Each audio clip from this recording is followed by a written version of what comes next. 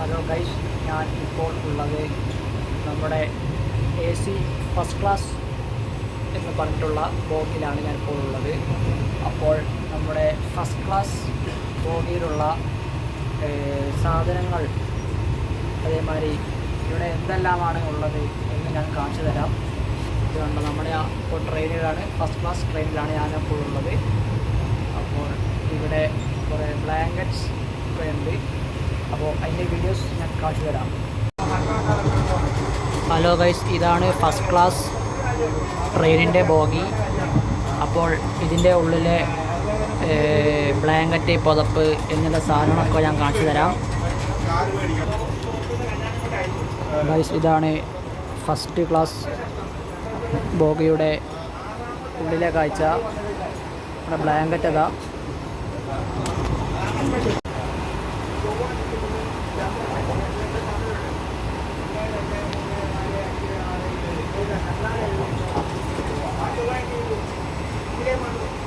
Guys, ഇപ്പോൾ train പോകുന്നുണ്ട്.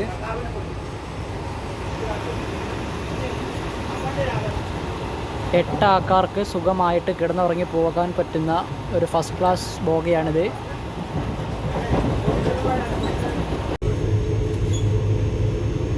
Hello guys, ഞാൻ പിന്നെ വേറൊരു കാര്യം പറയട്ടെ. നമ്മൾ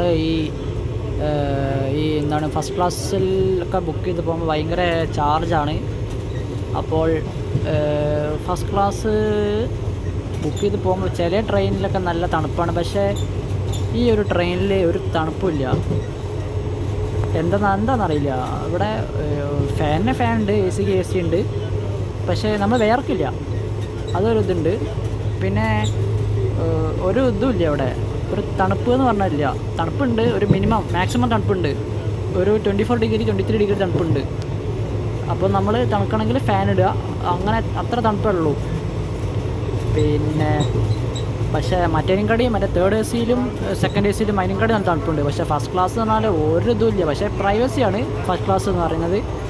ഫസ്റ്റ് ക്ലാസ് നമുക്ക് പോകാൻ വേണ്ടിയിട്ട് പ്രൈവസി ഉള്ള ഒരു ഇതാണ് ഫസ്റ്റ് ക്ലാസ്. നമ്മൾ പ്രൈവസിക്ക് വേണ്ടിയിട്ടാണല്ലോ ഫസ്റ്റ് ക്ലാസ് ബുക്ക് ചെയ്യുന്നത്.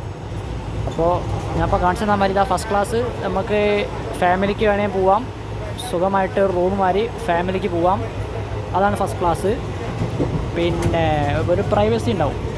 പിന്നെ ഒരു തണുപ്പ് എന്ന് പറഞ്ഞില്ല, നമുക്ക് വേർക്കാതെ നിൽക്കാം. അത് തന്നെ, അത്രയേ ഉള്ളൂ. ഓക്കെ.